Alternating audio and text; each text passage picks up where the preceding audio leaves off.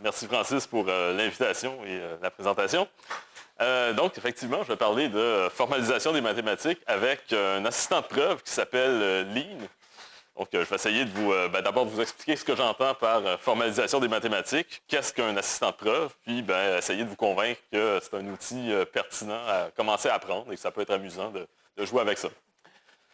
Donc, un peu d'histoire concernant la formalisation des mathématiques. Donc, j'imagine que la plupart d'entre vous sont probablement au département de mathématiques, donc vous connaissez un peu la façon dont dont les maths ont évolué au cours de l'histoire. Donc, si on commence par exemple au 18e, 19e siècle, on commençait à se poser des questions concernant le calcul différentiel et intégral, à quel point c'est formel. Donc, évidemment, ça a été inventé par Newton, Leibniz, etc. Donc, il faisait intervenir des concepts du genre l'infiniment petit, donc des trucs comme ça, des dx. Donc, à l'époque, on se demandait jusqu'à quel point c'était valide comme raisonnement, les trucs qu'il faisait là. Donc, ça avait l'air de marcher en pratique, on obtenait des résultats intéressants. Comment est-ce qu'on peut mettre ça sur... donc, formellement... ouais, tu peux rentrer, Gilles. Donc, c'est ça. Fait que là, on commençait à se poser des questions. Comment est-ce qu'on fait pour déterminer quels raisonnements sont valides, quels raisonnements ne le sont pas? Comment est-ce qu'on peut déterminer comment formaliser le calcul différentiel intégral? Puis là, tous ces questionnements-là se sont étendus à l'ensemble des mathématiques. Donc, qu'est-ce qu'un raisonnement valide en mathématiques? Comment est-ce qu'on peut dire que tel ou tel raisonnement est valide ou pas? Puis là, on arrivait à la période à la fin du 19e siècle où là, on commençait à gratter sur les problèmes. Donc, vous avez sûrement entendu parler, par exemple, du paradoxe de Russell, donc un paradoxe en théorie des ensembles. Donc, je ne vais pas m'étendre là-dessus, mais essentiellement, ça a mené à une formalisation de la théorie des ensembles, donc d'avoir les bonnes règles du jeu pour être capable de faire la théorie des ensembles, etc. Puis là, vers le début du 20e siècle, on a tenté vraiment de prendre la formalisation au sérieux, c'est-à-dire de commencer par énoncer clairement les principes selon lesquels on peut faire des mathématiques, puis essayer de tout construire l'édifice à partir de ça. Donc, probablement la première tentative à grande échelle, ça venait de Russell et Whitehead vers 1910, avec l'œuvre qui s'appelait Principia Mathematica, qui utilisait un système qui a l'air un peu compliqué et probablement un peu bizarre pour nos yeux à nous maintenant. J'ai d'ailleurs un petit extrait de la façon à quoi ça ressemblait à l'époque. Donc, on voit ici, c'est un extrait de Principia Mathematica. Ici, on est rendu au lemme 54.43, page 362. Puis là, on se ramasse avec quelque chose qui est, disons que la lecture est un peu aride, on s'entend. Puis là, il y a la phrase qui tue à la fin. From this proposition, it will follow when arithmetical addition has been defined that 1 plus 1 equals 2. Ils ont fini par abandonner. Je ne sais pas pourquoi. Donc, c'est essentiellement là qu'on en était au début du 20e siècle. Puis, essentiellement, ce qui est sorti de tout ça, c'est le système qu'on pourrait dire standard pour formaliser les mathématiques. Essentiellement, le système standard officiel en ce moment, c'est d'abord, on a un langage de base qui est la logique dans laquelle on se place. Généralement, c'est la logique du premier ordre. Encore là, je ne vais pas définir ça en détail, mais essentiellement, ça permet d'exprimer des trucs comme ça ici. Donc, on a nos quantificateurs universels ici, des prédicats, donc des trucs comme ça, l'implication logique, négation, etc. Donc, des trucs qu'on connaît tous. Puis ensuite, ça, c'est le langage de base. Ensuite, ça prend du contenu. Donc, on sert du langage pour exprimer un certain contenu. Puis le contenu, essentiellement, standard encore là, c'est de commencer par la théorie des ensembles. En particulier la théorie des ensembles de Zermelo-Fraenkel, généralement avec l'axiome du choix, qui sont un paquet d'axiomes exprimés dans le langage de la logique du premier ordre. Puis ensuite, à partir de ces axiomes-là, on construit essentiellement toutes les mathématiques telles qu'on les connaît. Puis là, sur mes slides, vous voyez que j'ai pas mal de guillemets ici, du genre officiellement, en guillemets, etc. ici. Ce que j'entends par là, c'est que, par exemple, pour construire les nombres naturels, on peut faire un truc comme ça ici. Donc, Donc, on veut définir les nombres naturels à partir de la théorie des ensembles. C'est ça le principe de la chose. Donc, on commence par 0, qui va être, mettons, l'ensemble vide. On peut construire après ça 1 comme étant l'ensemble qui contient seulement l'ensemble vide, etc. Des trucs comme ça. Puis, officiellement, ce qu'on fait en mathématiques, c'est que, mettons qu'on écrit un papier de recherche en mathématiques, en théorie, on serait supposé être capable de ramener ça aux axiomes de la théorie des ensembles de Zermelo-Fraenkel avec choix. Donc, officiellement, il y a des trucs du genre, donc 2 est un élément de 3. C'est supposé être vrai, selon l'axiomatisation qu'on utilise en vigueur. Évidemment, c'est pas très poli de mentionner des trucs comme ça. Donc, 2 est un élément de 3. Je pense qu'on ne verra jamais ça écrit, même si c'est supposé être vrai. Donc, ce que j'entends par là, c'est que, c'est officiellement ce qu'on est censé faire. C'est pas vraiment ce qu'on fait réellement en maths, parce que c'est juste beaucoup trop lourd de le faire réellement. Fait qu'essentiellement, la façon dont ça fonctionne aujourd'hui, c'est les preuves qu'on fait, c'est essentiellement des arguments qui visent à convaincre qu'on pourrait, en principe, formaliser notre énoncé dans ce système-là, mais évidemment, on ne le fait pas réellement. Puis, ce n'est pas vraiment le système qu'on a en tête quand on pense, par exemple, au nombre naturel. Ce n'est pas du tout le modèle qu'on a en tête ici. Ça, c'est vraiment quelque chose qui se passe derrière le rideau, si on veut. Donc, essentiellement, c'est la situation actuelle des mathématiques. Sauf que là, maintenant qu'on a des ordinateurs, en fait, on pourrait revisiter la chose. Donc, essentiellement, revisiter ce que Russell et Whitehead faisaient au début du 20e siècle. Mais maintenant, avec des ordinateurs, pour essayer pour que ce soit un peu moins pénible de faire toute la formalisation, donc d'avoir un ordinateur qui s'occupe des détails les plus pénibles. Puis en fait, on en a des outils comme ça s'appelle des assistants de preuve, puis on va voir comment ça marche dans un assistant de preuve en particulier. Puis, aussi officiellement, je disais que le système standard, c'était ZFC. Ce n'est pas nécessairement le cas dans tous les assistants de preuve, en particulier parce que y a des systèmes maintenant qu'on connaît qui sont un peu plus proches des raisonnements qu'on a en tête. En particulier, celui que je vais présenter est basé sur un autre formalisme qui s'appelle le calcul des constructions inductives. Encore là, j'en parlerai seulement brièvement, parce que la beauté de la chose aussi, quand on fait ça par ordinateur, c'est qu'on n'a pas vraiment besoin de se soucier vraiment des fondements qu'on utilise. En fait, on va voir qu'on est capable de coder dans le langage sans vraiment se soucier de la façon dont ça se passe derrière. Il faut juste faire confiance que les gens qui ont conçu le système savaient ce qu'ils faisaient. Mais essentiellement, tout ça est déjà là. On peut considérer que c'est déjà fait. Donc, des assistants de preuve, c'est essentiellement des programmes qui nous permettent de formaliser les maths de façon essentiellement comme si c'était un langage de programmation. Puis, il y a plusieurs langages qui permettent de faire ça. Donc, les plus populaires sont sans doute, par exemple, Coq, Isabelle et Joël, Agda, et celui qu'on va voir qui s'appelle Lean. Puis, ces langages-là, ce sont des langages de programmation, souvent des langages de programmation fonctionnels, je pense qu'ils sont tous des langages de programmation fonctionnels, qui peuvent aussi servir à prouver des théorèmes. Puis on va voir comment ça fonctionne. Donc, un peu un crash course sur Lean. Donc, j'ai dit que je ne parlerais pas trop des fondements de Lean. Je vais en parler un tout petit peu parce que c'est quand même important pour comprendre juste la syntaxe de base du langage. C'est basé sur la théorie des types. Essentiellement, tout ce qui se passe, c'est que toute variable a un type. Donc, par exemple, les nombres naturels, ça va être un type. Donc, si on dit que x est une variable de type n, oui? Oui.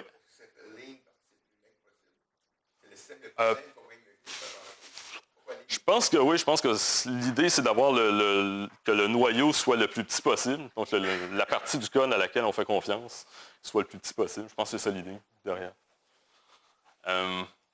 Oui, donc toute variable a un type. Donc, par exemple, les nombres naturels, les nombres entiers, etc. Donc, une fonction, ça va être... donc, le type d'une fonction, ici, mettons, ça va être une fonction des nombres naturels vers les nombres entiers. On va dénoter ça comme des n vers z, ici. Puis ensuite, on peut définir une fonction de la façon suivante. Donc, on va avoir def ici, donc définition. Carré, ça va être le nom de la fonction. On prend un paramètre en entrée. Le paramètre est annoté par le type de données du paramètre. Puis, 2 points ici, ça, c'est le type qui sort en sortie. Donc, on a une fonction des nombres naturels vers les nombres naturels. Puis ici, ça va être, x carré. Très bien. Souvent, donc, comme ceux qui ont déjà vu des langages de programmation fonctionnelle sont sûrement assez familiers avec le truc. Donc, souvent, on va avoir des types du genre n, flèche z, flèche n. Essentiellement, ça veut dire ça ici. Donc, ça va être une fonction qui prend un nombre naturel en entrée, qui nous sort une fonction des nombres entiers vers les nombres naturels. Donc, on a la flèche ici est essentiellement associative à droite, comme ça. Donc, l'intérêt, c'est que, mettons, on peut faire des applications de fonctions ici sans parenthèse. Donc, mettons qu'on a une fonction ici, on lui donne un n en entrée. Bien là, on peut voir ça comme une fonction qui a deux paramètres. Donc, si on lui donne un nombre naturel, un nombre entier, bien là, ça nous sort un n. Donc, quelques détails. Ensuite, donc, ça, c'est essentiellement juste la programmation fonctionnelle. C'est rien de très exotique. Là où ça peut devenir un peu plus exotique, c'est là où on commence à avoir la logique de preuve de théorème. Donc, on va avoir aussi le type des énoncés mathématiques qui va s'appeler propre. Donc, par exemple, 2 plus 2 égale 4 va être un énoncé, donc va être un objet de type propre, parce que c'est un énoncé mathématique. Et ensuite, la façon dont on interprète ça, c'est que le type de...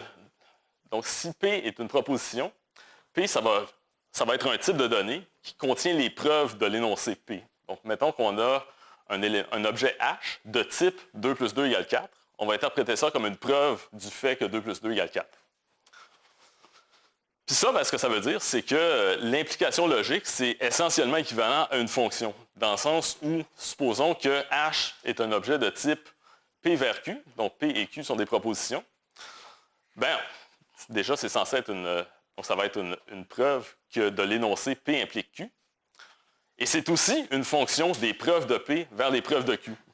Donc l'implication logique devient essentiellement la même chose qu'une fonction d'un type de données vers un autre type de données. Ouais. En mathématiques inductionnistes, constructives, et pas mathématiques standards. Ouais, ouais. Ouais, ici, ouais. Je sais pas. Ouais. En tout cas, ouais, OK. Donc, ensuite, la négation. Donc, ici, on va avoir, donc, par exemple, la négation non P. La façon dont on va le définir, ça va être P implique faux. Faux ici étant quelque chose de type propre qui ne contient aucune preuve. Donc, on définit essentiellement comme ça.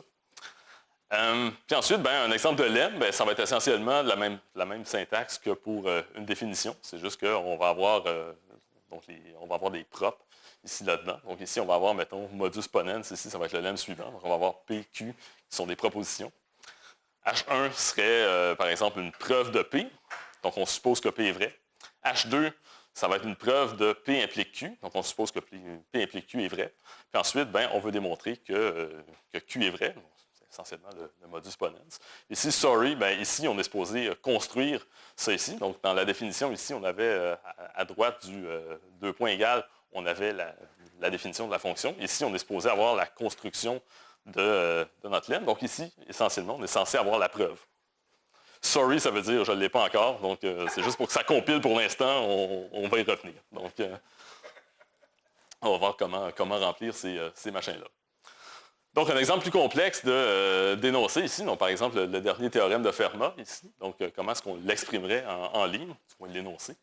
Donc pour tout x, y, z, des antinaturels plus grands que 1, plus grand ou égal à 1, pour tout n plus grand que 2, on a que x à la n plus y à la n n'est pas égal à z à la n. La façon dont on écrirait ça en ligne serait de la façon suivante.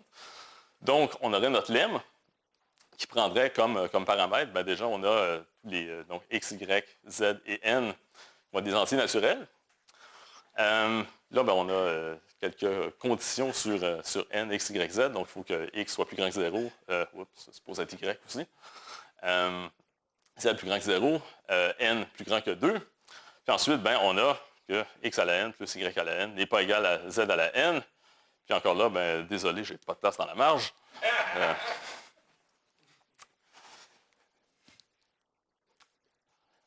Ensuite, donc pour voir un exemple plus terre à terre, dont on va voir la preuve ici. Donc, ça ici, c'est donc le lemme suivant. Donc, supposons que Q est un entier plus grand que 1, alors Q à la n moins 1 est divisible par Q moins 1 pour chaque entier naturel n plus grand ou égal à 1. La façon dont on l'écrirait, ce serait ça ici.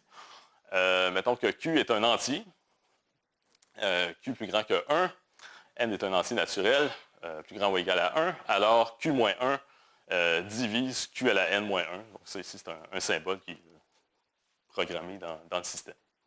Ça s'appelle devoir 2 Q7 parce que c'était un devoir donné dans un cours de maths discrète l'an dernier.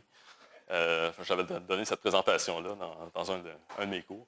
Puis ça, c'est un devoir qu'ils avaient déjà fait avant.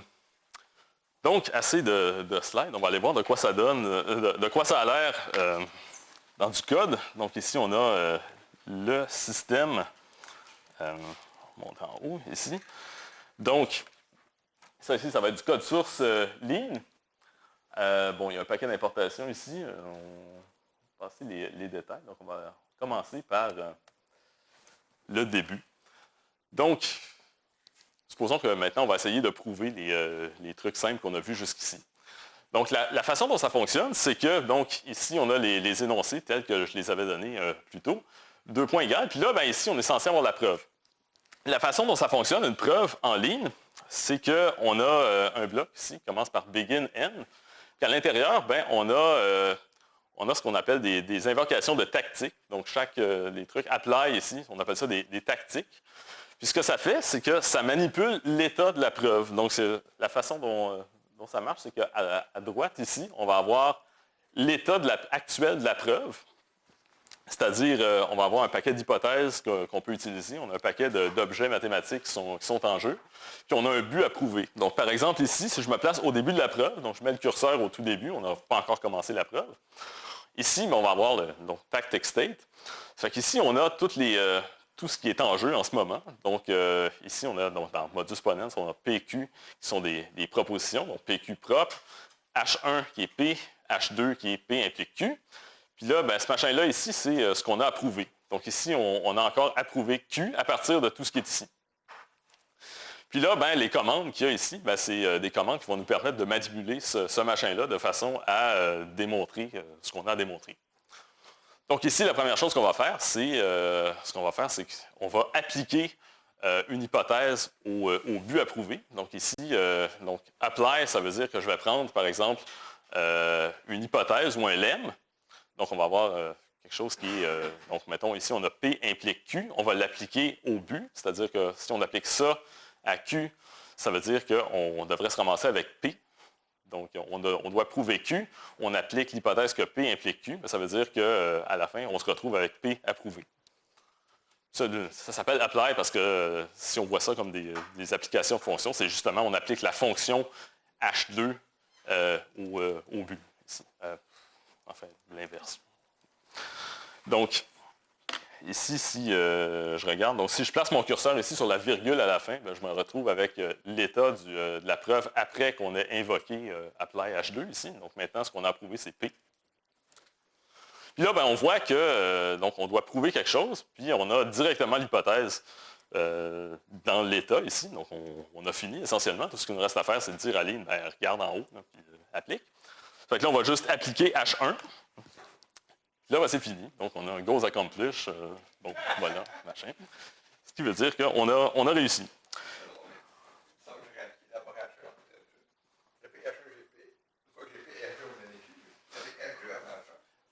Oui, c'est ça. Donc, apply, c'est qu'on l'applique au but. Donc, si on veut le faire à l'envers, ce qu'on voudrait faire, ce serait avoir, mettons, un troisième H ici. Maintenant, je vais le faire de l'autre façon. Mettons que je commande ça ici. Donc, ce qu'on pourrait faire, c'est, mettons, have H3, qui serait Q. Puis là, ce serait, on va appliquer ça va être H2, H1. Fait que là, on va avoir ici H3. Puis là, on peut juste appliquer H3. Donc, ce serait, je pense que c'est ça la preuve que tu avais en tête. Donc, c'est vraiment juste deux façons de le faire.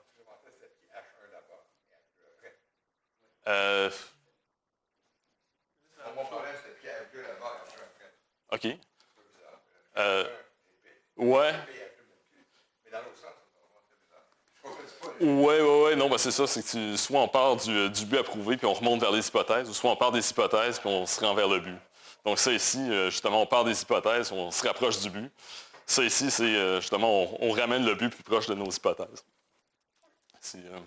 En général, c'est plus facile avec Lean de partir du but et de remonter parce que souvent, Lean peut plus facilement déterminer ce qu'on essaye de lui dire. Donc, il sait ce qu'on essaye de prouver. Donc, applique tel lemme, il sait exactement comment c'est ça, donc inférer ce qu'on essaye de faire.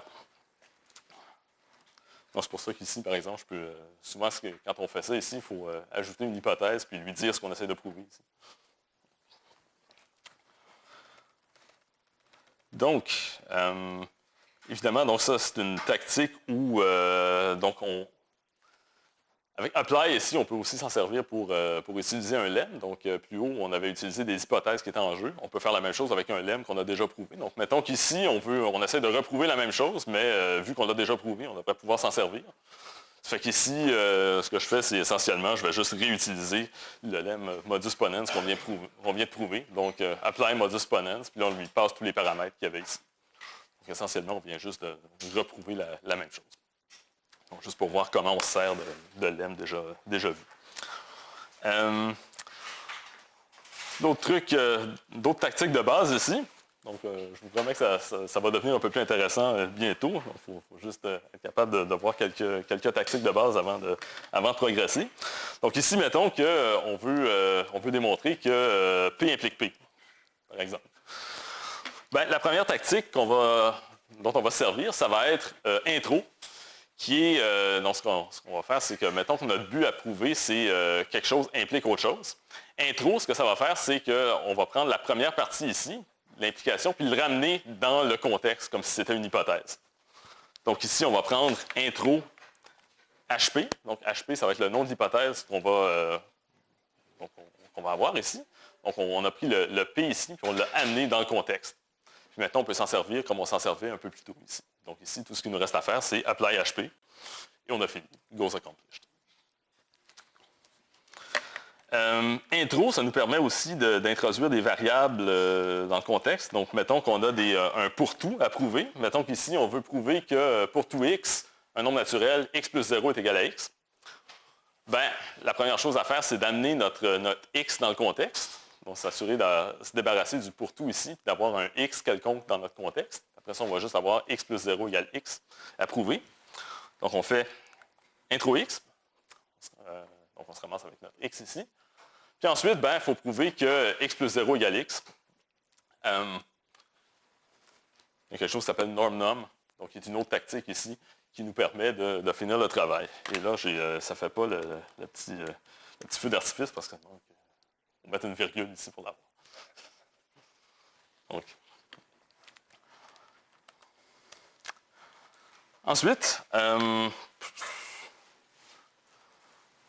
donc essentiellement, ici, on a donc quelque chose qui est... on vient juste de le combiner de la même chose qu'on a fait. Donc, mettons qu'on veut prouver que P implique que Q implique P. Donc, on introduit le premier. Après ça, on va introduire Q. On va introduire la PHQ. Le PHQ. Puis ensuite, on applique HP directement ici. Donc, vraiment juste de combiner ce qu'on vient de faire. Donc, on a vu norm-num un peu plus tôt. Donc, norm-num, c'est une tactique essentiellement qui nous permet de faire des petits calculs numériques relativement simples. Souvent, ça marche. Donc, mettons, si on a quelque chose comme 1 plus 1 égale 2, ça règle notre problème directement. Ici. Une autre tactique qui revient souvent, ça s'appelle rewrite. Donc, mettons qu'on a une expression pour qu'on veut substituer une autre expression dedans, donc quelque chose qu'on fait souvent en mathématiques. La tactique pour faire ça s'appelle rewrite. Donc, mettons qu'ici, on a, donc encore là, quelque chose de relativement simple. Mettons qu'on a n est égal à 1 plus 1. On veut prouver que n est égal à 2. La première chose à faire, c'est, donc on va substituer n pour 1 plus 1 ici, là-dedans, pour se ramasser avec 1 plus 1 égale 2. Après ça, on va avoir fini. Donc ici, on va se ramasser avec... c'est ça. Donc, en fait, j'ai menti un peu dans ce que je faisais. Donc, on va juste substituer ici 1 plus 1 égale 2 à hn ici, donc pour se débarrasser du 1 plus 1 ici, en se servant du lemme qu'on vient de trouver.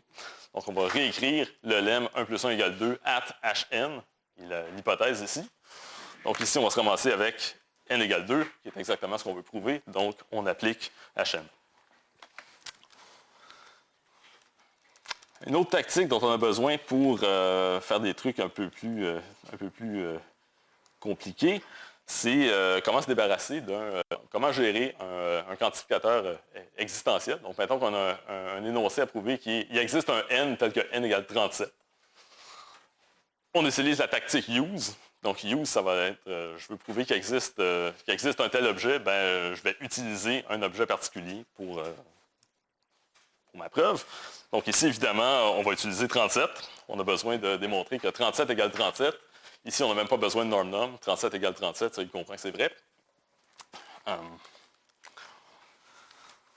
Ensuite,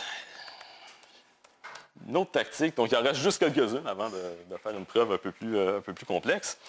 Une tactique qui s'appelle refine. Donc, essentiellement, refine, c'est une tactique un peu comme apply. Donc, on va prendre un énoncé et l'appliquer au but à démontrer. Sauf que refine, ce qu'il nous permet de faire, c'est de laisser des trous à remplir plus tard. Donc, par exemple, supposons qu'on a un lemme donc il y a quelques hypothèses. Donc, on a besoin de quelques hypothèses pour avoir notre conclusion. Mettons que ce qu'on veut faire, c'est appliquer ce lemme-là, mais on veut gérer les hypothèses un peu plus tard. Ce qu'on va faire, c'est laisser des trous dans les hypothèses au lieu de lui passer des preuves de ces hypothèses-là. Puis, ce que refine va nous donner, il va nous donner un but par hypothèse qu'on ne lui a pas donné. Donc, par exemple, ici, supposons qu'on revient au modus ponens ici. Qu'est-ce qu'on peut faire? Supposons qu'on n'a pas encore les preuves que P implique Q. Supposons qu'on les a pas encore. On va faire, mettons, refine modus ponens ici. Puis là, on va se ramasser avec nos deux buts à prouver. Donc, P et P implique Q ici. Puis après ça, on va gérer nos deux buts séparément. Donc, on applique H1 pour le premier, H2 pour le deuxième, etc. Je pense qu'il m'en reste juste quelques-unes, juste pour être capable de... Donc, essentiellement, là, je vous montre comment gérer tous mettons, les quantificateurs, les ou, les et, etc. Donc, ici, pour gérer une négation, supposons qu'on veut... mettons qu'on a un énoncé du style il n'existe pas quelque chose ou il n'existe pas pour tout, machin. Comment est-ce qu'on fait pour gérer ça? Il y a une tactique qui s'appelle push-neg qui nous permet de pousser la négation vers l'intérieur avec les lois de De Morgan. Donc ici, mettons qu'on veut prouver qu'il existe... C'est pas vrai que pour tout n est égal à 37. On va pousser la négation à l'intérieur. Donc évidemment, là, ça devient... il existe un n tel que n n'est pas égal à 37. Fait que là, on a use 2, puis norm num. Split, qui est une tactique qui nous permet de gérer des et. Donc, mettons qu'on veut prouver que P et Q sont vrais. La chose à faire, ça va être d'abord prouver P et ensuite prouver Q. Split, ce que ça va faire, c'est nous séparer ça en deux buts séparés à prouver. Donc, on doit d'abord prouver P et ensuite prouver Q. Fait que là, ici, entre accolades, on a d'abord la preuve de P et ensuite la preuve de Q. Donc, les accolades ici, c'est quand on a plusieurs buts à prouver, mais par convention, on met des accolades pour isoler le but qu'on essaye de prouver. Ensuite, pour les ou, ce qu'on va faire, c'est quelque chose qui s'appelle left et right. Mettons qu'on veut prouver que P ou Q est vrai. On doit choisir. Soit on va prouver P, soit on va prouver Q. Left, ici, ça veut dire qu'on choisit de prouver ce qui est à gauche. Donc ici, on va choisir de prouver P. Fait ici, on va mettre left. Puis après ça, on prouve P. Donc ici, on va y aller avec HP. Évidemment, il y a une autre tactique qui s'appelle right, si on choisit la branche de droite.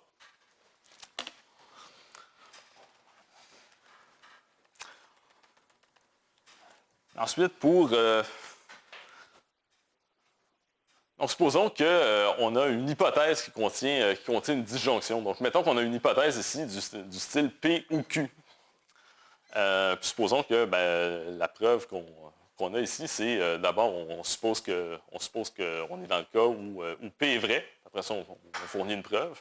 Puis ensuite, on va prouver le cas où Q est vrai. On fournit une autre preuve. Cases, ça nous permet justement de faire ça, de séparer ça en deux buts. Donc, mettons qu'on a ici, donc PQR sont des propositions. Supposons qu'on suppose que P ou Q est vrai. Puis on a P implique R et Q implique R. Donc, évidemment, dans ce cas-là, R devrait être vrai.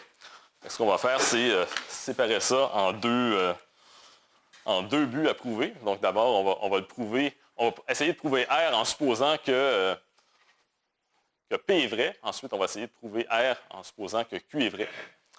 Puis là, ben, ça vient juste... on a déjà vu comment faire ces deux preuves-là. Un autre type de preuve qu'on peut faire, c'est celle-là, je l'aime bien, parce que ça ressemble vraiment à ce qu'on fait sur papier. Donc, il y a moyen de faire des preuves. Mettons qu'on a un calcul à faire, une chaîne d'inégalités à prouver, comme ça ici. Bien, ça ici, on peut le faire vraiment directement comme ça ici, où on a calque. Puis là, ben, mettons qu'on doit prouver que x plus y est plus petit ou égal à z, puis qu'on a plusieurs étapes à suivre. Bien là, on va, mettons, avoir une première étape ici. On va justifier la première étape. Donc ça ici, ça va être une preuve que x plus y est plus petit ou égal à x plus x. Ensuite, on a que x plus x est égal à 2x. Donc on justifie cette preuve-là aussi.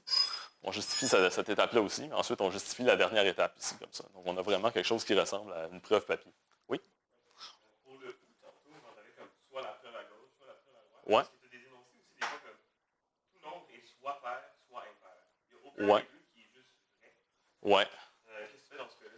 Il y a des lemmes de ce genre-là, du genre, pour n'importe quelle proposition, c'est ça, des... Ou tu peux utiliser. Ouais, c'est ça, là. Il y a un lemme quelque part qui dit ça.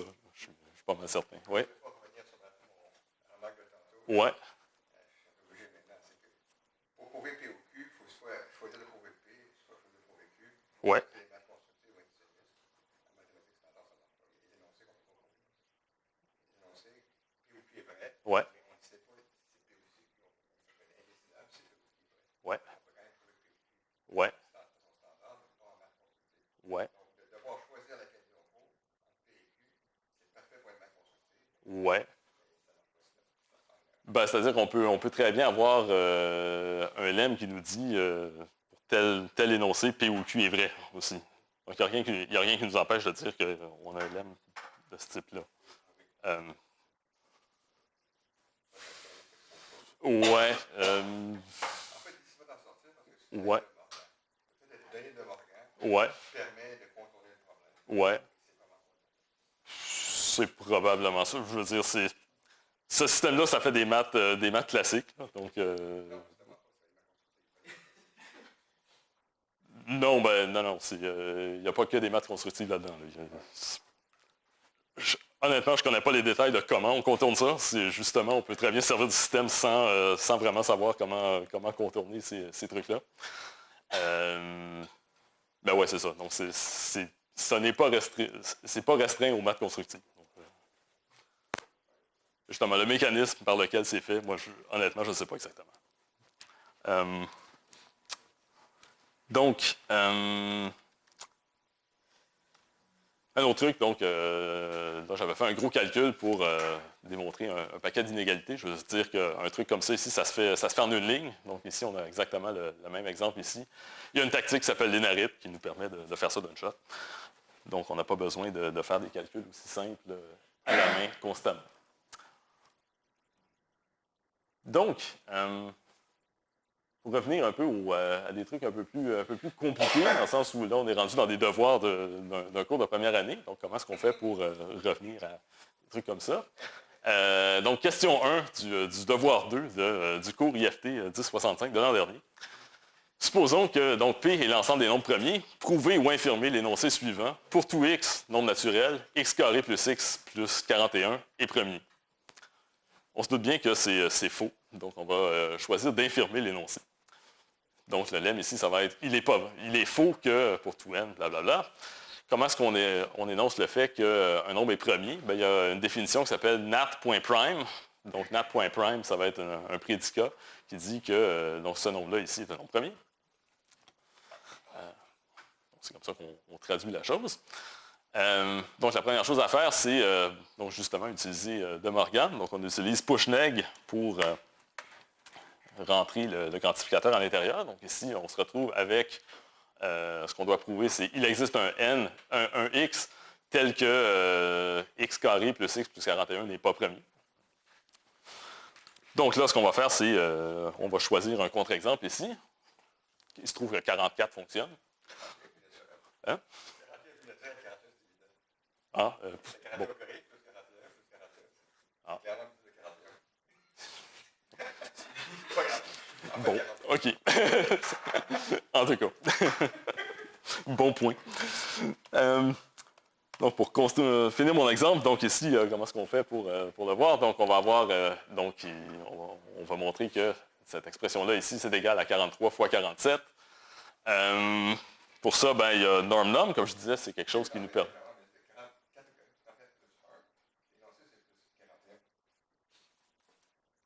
Ah oui, OK. Ouais, c'est correct, c'est ça. C'est ça ce que. C'est un commentaire, c'est pour ça. Si j'avais, ouais, c'est ça. Si j'avais écrit 1 ici, ça se passe moins bien tout d'un coup. Là. Ah, ouais, là, il n'est pas content. Donc, là, on a ça comme.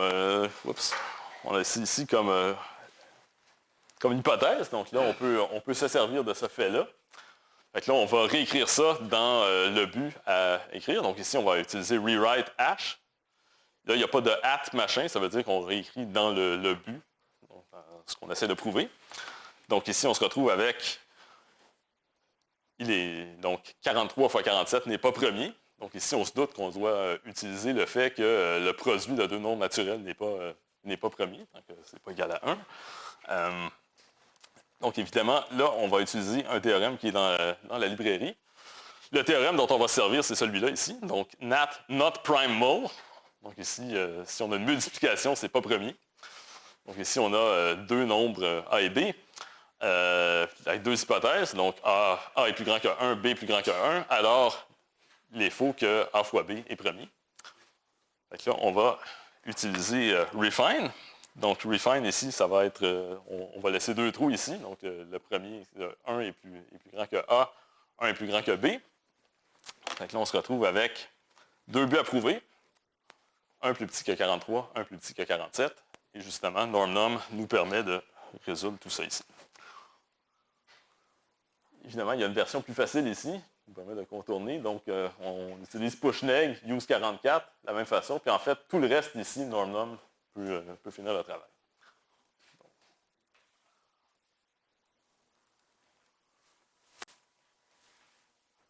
Donc, un autre exemple ici, un peu dans la même mot. Donc, prouver ou infirmer l'énoncé suivant. Donc, pour tout x, y, si x carré mod 59 est égal à y carré mod 59, alors x est égal à y mod 59. Encore là, c'est faux. Donc, on opte pour l'infirmer. Donc, encore là, on utilise push-neg pour transformer ça en existentiel. Donc là, on se retrouve à... donc ça pousse vraiment la négation à l'intérieur de tout ici. Donc on se retrouve avec il existe un XY tel que machin. Ici, il se trouve qu'on peut utiliser 37 et 22. Puis là, ben, on se retrouve avec quelque chose de juste numérique à faire ici. Donc là, on a un et à prouver. Donc ici, on va le séparer en deux buts distincts avec split. Donc là, on va avoir deux buts à prouver. Donc le premier, c'est 37 au carré est égal à 22 ici. Et il est faux que 37 est égal à 22 mod 59. Donc ici, ce qu'on va faire, c'est on va utiliser le fait que deux nombres sont égaux mod 59 si et seulement si 59 divise leur différence. Donc encore là, ici, on a un théorème dans la librairie qui nous permet de faire ça. Donc, il s'appelle mod EQ, if and only if divide. Donc, il nous dit que donc A est égal à B mod N si N divise B moins A. Donc, on va réécrire avec ce machin-là. Puis là, ben, on se retrouve avec, donc, encore là, un truc numérique ici que norm-nom peut gérer.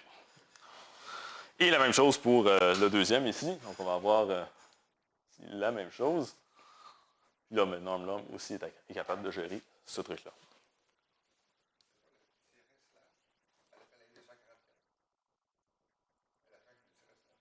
fin du commentaire. C'est un commentaire. Oh oui, c'est début du commentaire, fin du commentaire.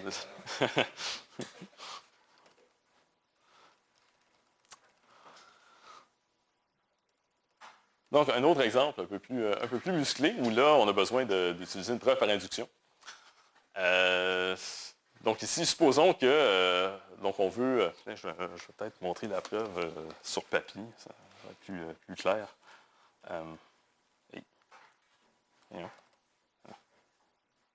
Celle-là ici. Donc, on doit démontrer que pour chaque Q plus grand que 1, Q à la n-1 divisé par Q-1 pour chaque entier naturel n plus grand ou égal à 1. Donc, ça ici, on procède par induction sur n. Donc, évidemment, le cas de base est trivial. Q-1 divise Q-1. Puis ensuite, supposons que Q-1 divise Q à la n-1. On veut le montrer pour n plus 1. Mais là, ce qu'on doit faire, c'est observer que Q à la n plus 1 moins 1 est égal à ce truc-là ici. Donc, Q-1 fois Q à la n plus Q à la n moins 1. Fait que là, clairement, le premier... Donc, Q-1 divise le premier terme ici, parce qu'on a un facteur de Q-1. Ensuite, par l'hypothèse d'induction, Q-1 divise le deuxième facteur aussi. Donc, vu qu'on divise les deux termes, on divise la somme. Donc, c'est essentiellement la preuve qu'on veut traduire en ligne. Fait que là, ce qu'on veut faire, c'est, donc, on veut procéder par induction. Donc, on a besoin d'utiliser un principe d'induction. Le principe d'induction, ça va être un lemme dans la librairie aussi, qui s'appelle NAT LE induction. Là, ce lemme-là, ce que ça fait, c'est ça va prendre un P ici. Donc, P, c'est l'énoncé qu'on veut prouver. Donc, en fait, c'est une fonction de n vers propre. Donc, pour chaque nombre naturel, on a un énoncé mathématique. Puis là, M ici, c'est le nombre naturel à partir duquel l'énoncé va être vrai. On ne part pas à 0, on part à M. Le cas de base ici, c'est P est vrai pour M. Le pas d'induction ici, donc pour tout n plus grand ou égal à M, P à la n implique P à la n plus 1. Puis ça, on conclut que P de n est vrai pour n'importe quel n plus grand que n. Donc, on va se servir de ce machin-là. Donc, on va commencer par refine. Donc, on se rappelle que refine, c'est qu'on va appliquer ce théorème-là en laissant des trous. Les trous, ça va être le cas de base et le pas d'induction. C'est naturellement. Donc, on se retrouve avec ça ici. On se retrouve avec deux buts à prouver. Le cas de base et le pas d'induction.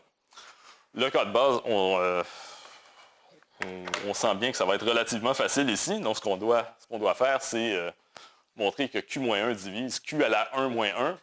Évidemment, ça ici, il a laissé le à la 1. Donc, ce qu'on va faire, c'est juste réécrire avec un lemme qui dit que Q à la 1 est égal à Q. Donc, on se ramasse avec ça ici.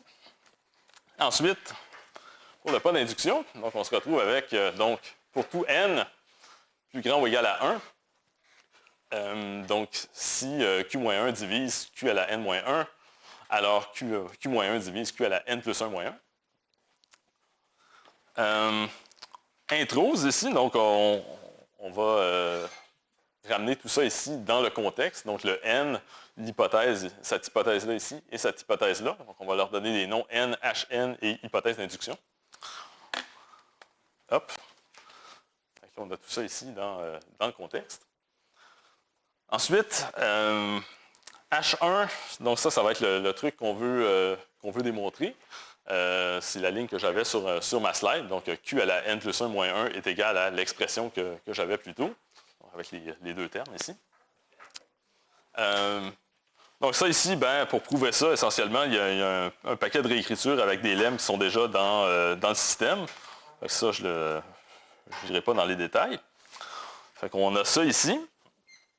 Donc ça, c'est la preuve de H1. Maintenant, on a H1 dans le contexte. Ensuite, on va substituer ça dans le but ici. Donc ici, on a Q à la n plus 1 moins 1. Fait qu'ici, on a Q à la n plus 1 moins 1 égale quelque chose. Fait que là, on va remplacer ça ici par ce machin-là. Donc, hop. Et ensuite, ce qu'on va faire, c'est utiliser le fait que, donc on a deux termes, et on sait que Q-1 divise les deux termes. Donc, on va utiliser le fait que si A divise B et C, alors A divise B plus C. Ça, encore là, c'est un théorème qui est dans la librairie. Donc, on va utiliser ce machin-là ici, donc avec refine, puis après ça, donc il y a les deux trucs à prouver, donc A divise le premier terme, Q-1 divise le premier terme, Q-1 divise le deuxième terme, et on finit le travail avec tout ça ici. Là, je commence à manquer de temps, fait que je pense que je vais couper le reste du fichier et revenir à mes slides. Donc déjà, peut-être répondre à la question pourquoi formaliser? Donc pourquoi se donner tout ce mal-là? Donc déjà, ben, il y a la première réponse qui est un peu la réponse évidente pour être sûr de son coût. Parce que je veux dire, des résultats faux dans la littérature, ça arrive. Parce que bon, c'est effectivement des choses qui arrivent. Déjà dans mon domaine, récemment, il y a eu un papier qui est, je pense que ça fait 10 ans, qui a été publié. Puis il y a quelqu'un qui a trouvé un bug dedans. On ne sait toujours pas comment le réparer.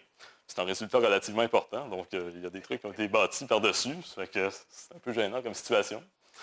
Je veux dire, en général aussi, c'est déjà quand on se relie, je ne sais pas si vous êtes comme moi quand je me relis après 2-3 fois, les erreurs que j'ai faites, je ne les vois plus.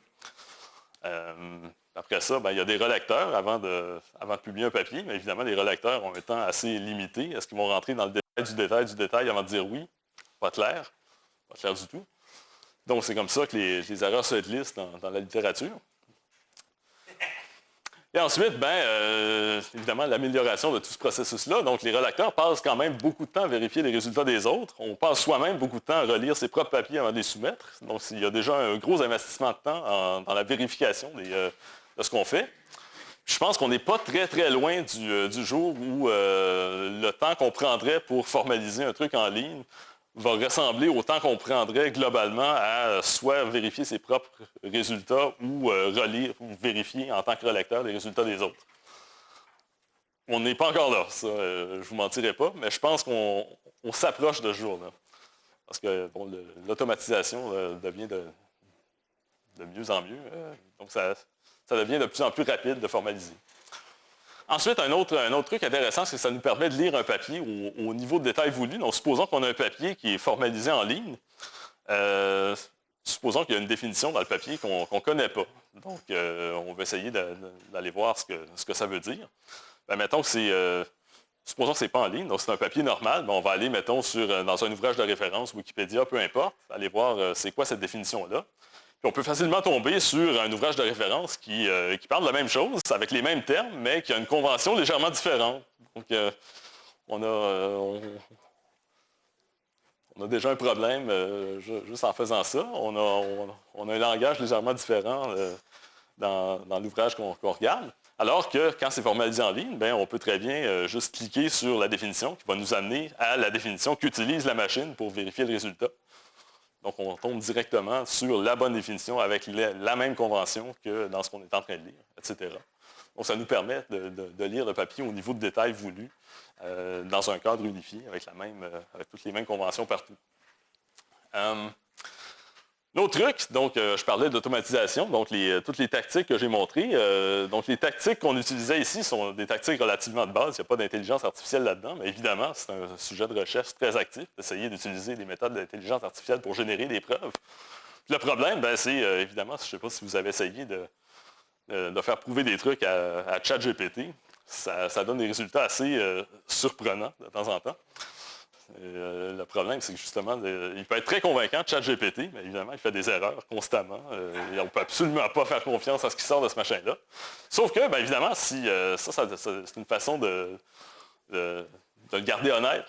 On peut vérifier les preuves générées par ChatGPT et compagnie. Donc, on peut vraiment se servir d'outils comme ça, auxquels, donc, qui sont très puissants, intéressants, mais auxquels on ne peut pas faire confiance.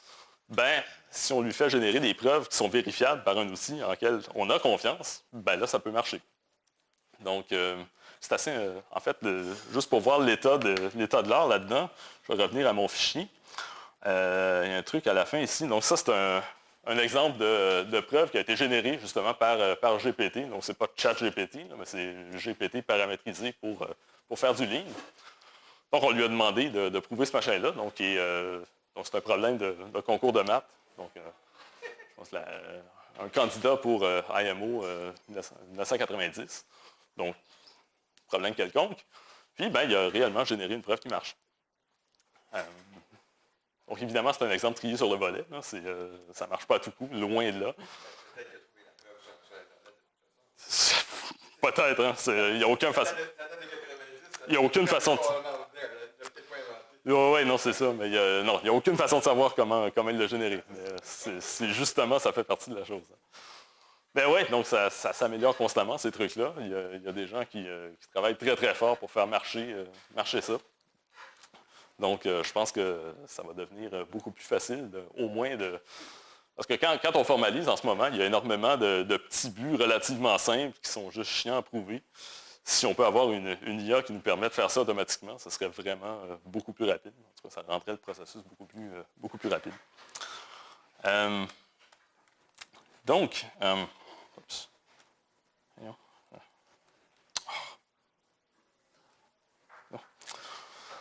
Donc, où est-ce que ça sert déjà pas mal à pas mal d'endroits? Donc, déjà en vérification, donc une des branches en informatique, c'est d'essayer de prouver mathématiquement qu'une fonction, au sens informatique du terme, fait ce qu'elle doit faire.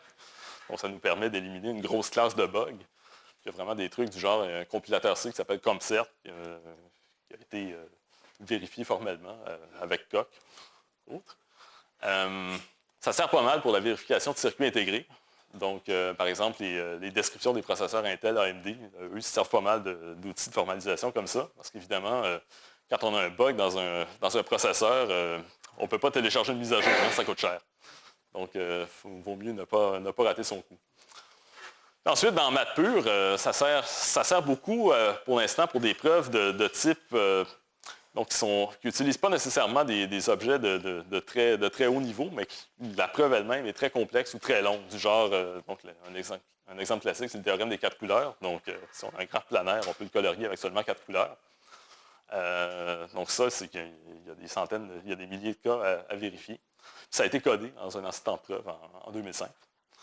Il y a un autre qui est la conjecture de Kepler, qui a été... donc, on a une preuve papier depuis 1998. Il y avait un doute sur cette preuve-là qui est restée jusqu'à ce qu'on la vérifie en 2014, parce que c'est une preuve très, très complexe. Juste pour donner une idée de... je vais revenir ici. Donc, ce qu'on peut faire en ce moment de mieux avec Lean. Donc, récemment, il y a eu un défi lancé par Peter Scholze, donc médaillé Fields 2018. Donc ça, c'était en décembre 2020. Le défi, c'était de formaliser le théorème suivant. Donc, je ne vais pas demandez-moi pas ce que c'est, ce machin-là, je ne le sais pas. Donc, c'est un théorème crucial d'un programme de recherche, essentiellement qui vise à remplacer les espaces topologiques par ce qu'ils appellent des ensembles condensés. Je ne connais pas du tout les détails. L'intérêt de ça, c'est que Scholze voulait le formaliser parce qu'il y avait un doute. Il y a plein de gens qui essayaient de comprendre ces trucs, mais il n'y avait pas l'air d'avoir grand monde qui le comprenait assez pour être vraiment capable de vérifier la preuve complètement. Puis, ça a pris 1 an et demi, à peu près. Mais ça a été formalisé en ligne en juillet 2022. Donc, ça a pris à peu près 1 an et demi. Il y a eu 18 personnes qui ont contribué au projet, à temps partiel, évidemment. Puis, une grosse partie du projet, ça a été de formaliser les prérequis. Donc, il y a énormément de théories des catégories, d'algèbre homologique, etc., qui a dû être formalisé avant d'arriver au théorème lui-même. Tout ça, ça a été fait dans une librairie qui s'appelle Matlib. Donc, Matlib, c'est une librairie de maths codée en ligne. Essentiellement, il y a à peu près 1 million de lignes de code, 100 000 lemmes, théorèmes. Puis le but de ce projet-là, c'est assez ambitieux. On va essayer de formaliser toutes les maths. C'est plus avancé dans certains domaines que d'autres, essentiellement selon les intérêts des gens qui participent au projet. Donc, par exemple, il y a pas mal de théories des nombres en ce moment. C'est un projet qui est sur GitHub. À peu près n'importe qui peut se pointer là et contribuer. Si ça vous intéresse, ça se trouve donc quelques liens ici. Donc, déjà, pour commencer à apprendre à coder en ligne, la base ici, il y a quelque chose qui s'appelle la Natural Number Game. Donc, c'est apprendre Lean sous forme de jeu. Donc, il y a une espèce de... Il y a des lemmes à prouver, puis ça marche un peu comme des tableaux dans un jeu vidéo. Il faut essayer de prouver le premier, ensuite le deuxième, etc. Puis ensuite, une fois qu'on a la base, on peut se pointer sur ça. Ici, c'est ici, on a le forum de Matlib. Ici, on a un paquet de ressources pour commencer à coder en ligne. Puis évidemment, si ça vous intéresse et vous n'êtes pas trop loin, venez me voir. Donc, c'est pas mal tout ce que j'avais à dire. Merci.